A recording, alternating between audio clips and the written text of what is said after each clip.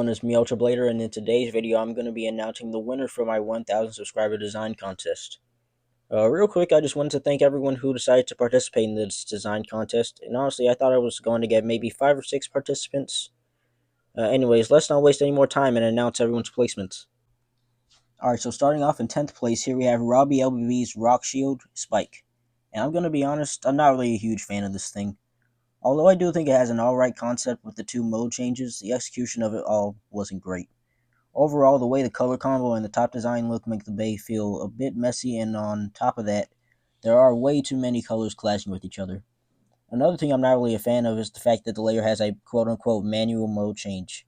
And I say that in the sense that there are multiple parts that have to be moved in order for the mode change to work. If you look at the video, he moves the tiles in order for the wedges to be moved for the mode change, and I'm not really a fan of that. Now talking about the driver, this thing is alright, I guess. This thing also has a manual mode change, but I think it's a little bit more passable here since it makes more sense for you to actually, remove a part of the driver in order for the mode change to work. So yeah, all in all, I'm not really a fan of this thing, and despite the ideas Robbie was going for, the execution of them wasn't great. Overall, I give this thing a 3 out of 10. So anyways, let's go to 9th place. So moving on to 9th place, here we have Lazy Legos' Guard Gamboo, 4D, Bump, and Drift Dash. And I think this one is decent, but still flawed. So starting with the layer, I think it's kind of generic due to the fact that it's basically just a circle. But despite that, I do like the color scheme and the way it kind of deviates from its circular nature a little bit.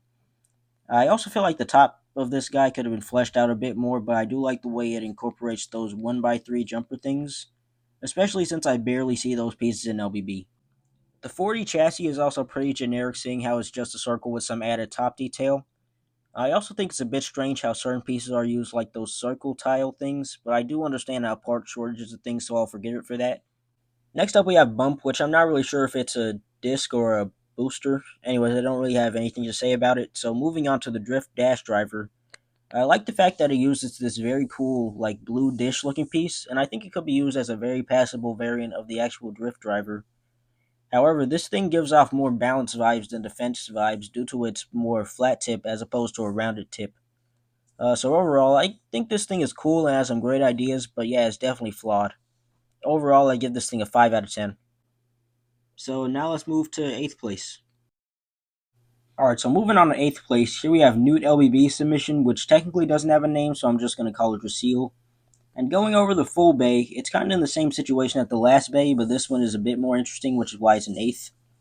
So the layer has a really nice color combination with the green and yellow, and I also like the little roller gimmick it has. Granted, it doesn't really do that much, but it is there, which is nice. I also like the fact that the bay uses multiple different shades of green. It doesn't just use like one shade of green. But the reason it's so low is because it's pretty basic. Anyways, the disc doesn't have a name, but I guess it's an alright defense disc. It does what it's supposed to. And lastly, the bay comes with low spike, which is basically the same as the one that came on Robbie LBB's submission, except this time it doesn't have a mode change. So yeah, all in all, this thing is solid, but there are some things holding it back, such as the overall part choices. But yeah, this is still a solid submission. Overall, I'm giving this thing a 6.3 out of 10. So now let's move on to the 7th place. Alright, so moving on to 7th place, here we have Go to Blader's Inferno, which is yet another solid submission.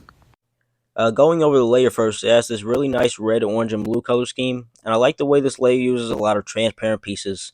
I feel like the top design could have had a bit more detail, but I don't think that takes away from the fact that the overall layer looks pretty neat. The ratchet isn't really anything to write home about, considering it's just a square with some stuff added on top, but the stuff added on top is kind of just a weird mismatch of different pieces, which doesn't really look that great, I'm going to be honest. And the driver is a boat stud. Once again, there isn't really much to say about this part aside from the fact that it has good performance.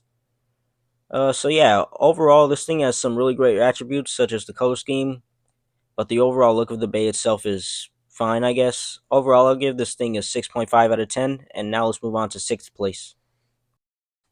And in 6th place, here we have a bay that I thought was pretty cool when I first saw it. Here we have Elephant LBB Shatter Spin 1A Dash Rush. And even though I do like this thing, I think it could be improved a tiny bit. So starting with the Shatter Spin layer, it has a pretty tried and true color scheme with the red and black, and I also like the way it utilizes its pieces such as those trans red tiles. Really my only complaints for this thing are the fact that those 2 blue quarter tiles seem randomly placed, And I also think some of the code distribution could have been done a bit better. Next up, this thing comes with the 1A dash chassis, which is a part I'm pretty sure a lot of you guys have seen, considering Cyberbase used it a decent amount of times. And it's a good part that seems to pair really nicely with the layers, so nothing really to complain about with this thing. And lastly, the rush driver is pretty much just a circle flat tip. That's really it. So yeah, overall, I think this thing is pretty cool and uses some pretty nice color choices and parts. But I do feel like Elephant LBB kind of overcomplicated this thing, which is why I'm going to be giving it a 6.8 out of 10. So yeah, with all that being said, now let's move on to 5th place. And in 5th place, here we have Random LBB's Winged Amaterios Pole. And honestly, I think this thing does a lot of the same stuff as the last submission, but this time a little bit better. Starting with the Winged Materials layer, it comes in this really sleek red and white color scheme, and I like the way those two white blades contrast with the rest of the layer. I also think the tooth pieces are a really nice touch, and honestly, I don't have many complaints for this thing. Maybe aside from the fact that the two side contacts seem to be kind of lacking, but honestly, that's a really minor nitpick I have. This thing also comes with the pole driver, and I think this is a very cool part considering the fact that it uses metal and also has a free spin gimmick. Despite that, I do feel like this driver would make more sense on like a stamina or defense type, but once again, that's still a very minor nitpick. Now, with everything I just praised this guy for, you guys might be asking yourselves, well, why is this thing in 5th? And honestly, that's just because I think the other submissions are better. Anyways, I'm going to be giving this thing a 7 out of 10, and now let's move on to 4th place. Alright, so in 4th place, here we have Breaking Base's Atomic Arios Phantom Ride, and I really like this guy for multiple reasons. Firstly, the Atomic Arios layer has a really simple color scheme with the white, gray, purple, and black, but the way the colors are distributed on this layer makes it look kind of vibrant. I can't really explain it. Not only that, but I also like the slow pieces on the top of the layer, and I think they add some nice depth to the top of the bay. I also like the concept this thing has where two of the blades are more aggressive while two of the blades are a lot rounder, and for a defense type, I think it's pretty unique. Next up, this thing comes with the Phantom Disc, which is pretty much just a metal fight wheel with some Lego pieces on the inside, and honestly, I really like that part for that reason. Now, I will say it does seem kind of lazy, but who cares? And lastly, the ride driver is pretty much just a whole flat with a wide ring, and I will say it has good performance, which is great. However, once again, this feels less like a defense driver and more of like a balance driver. So I'm not really a fan of that for that reason, but I'm not really going to take points off for that.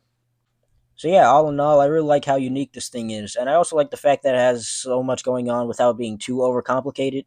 And it's overall just a good looking base, so for those reasons, I'm going to be giving this thing an 8 out of 10. Now let's move on to the top 3, and this next submission I was actually pleasantly surprised with how good it looks. Here we have the Starly Guys Infernal Garudo Vortex Flat. And once again, this is just an all-around good bay in my opinion. Firstly, the layer has kind of a basic color scheme of just red and gray, but the reason I like that so much is because not only does it keep the bay from being too overcomplicated, but it also makes the red stand out against the gray, which is something I really like. I also think this thing has a very nice ovular shape, and I like the way it uses those quarter tiles on the side. Now, really my only complaint for this layer is the fact that it relies so much on tape, but that isn't really a reason why I wouldn't like this thing. I just felt the need to point it out. Next up, the Vortex disc is pretty similar to the Phantom disc that came on Atomic Arios, where it's an actual Beyblade part attached to some Lego pieces. But I feel like that overall part idea works better on this thing than it did on the last guy. Not just because the colors of the disc match really well, but also because it doesn't really seem as lazy, due to the fact that the disc is mostly made of Lego as opposed to it mostly being just a metal fight wheel. And lastly, the flat driver is a flat driver. I don't really know what else to tell you. It does, however, come in a very nice red color scheme, which is pretty neat. So yeah, overall, I really like this thing, not just because of its sleek and simplistic design, but also because of its clever use of colors and parts, which is why I'm going to be giving this thing an 8.5 out of 10. And at number 2, here we have Frosty LBB's Arc Surge Point Octa, and in my opinion, this thing is near perfect. Firstly, I really like the color scheme and shape of the layer, and they almost make the bay look kind of futuristic, especially with the way it incorporates those trans green pieces on top. I also really like the way this thing was designed where it has those tiles in the middle of the layer instead of them being on the top or bottom, which is very creative in my opinion. I also think the point disc is a pretty cool part since it comes in a very nice color scheme as well, and I also like how it has a pretty similar shape to the layer without it being the exact same shape. And the trans green quarter tiles make a really nice spiral pattern on the bottom, which is pretty neat in my opinion. Lastly, the Octa driver is an alright part I guess, but it does use a pretty unique part for a stamina driver, so I will give it that. The part I'm talking about is like that rock piece at the bottom. So yeah, pretty cool. So yeah, overall, I really like this thing, and in my opinion, it's almost flawless in terms of how it looks. And really, the only reason this thing isn't in first is because I just like the first place pick slightly more. This thing gets a 9.8 out of 10 from me, and now let's move on to our first place. And in first place, here we have my personal favorite bay from this entire contest. Here we have Ease, Borushiki, Wither, Peak. And honestly, there's just so many great things to talk about with this guy. Firstly, the Borushiki layer is great, not just for its shape, but also because it has a color scheme that I haven't really seen anyone else try, and for the most part, it works really well. I also like the way E sectioned off the colors of this thing using those Quiro tiles and those facet pieces, and I feel like this makes the colors feel less blocky. I also really like the contact points with those wedge pieces, mostly because I've never really seen anyone else do something like that for their base. The Wither disc is also a pretty nice part in my opinion because the green on the disc stands out really well against the mostly black layer, and I also think it has a pretty nice shape. Sorry, my voice cracked. And lastly, the peak driver is pretty much just the taper bit from Beyblade X, and honestly, I don't really have anything to say about this part. It's fine, I guess. So yeah, overall, not only does this thing push the boundaries of what can be achieved in LBB, but it also improves on a lot of the complaints that I had for the last few submissions, which is why I'm going to be giving this thing a 10 out of 10. Now, I'm sure you guys are very curious to see which Beyblade E is going to be winning from me, so let me just show you.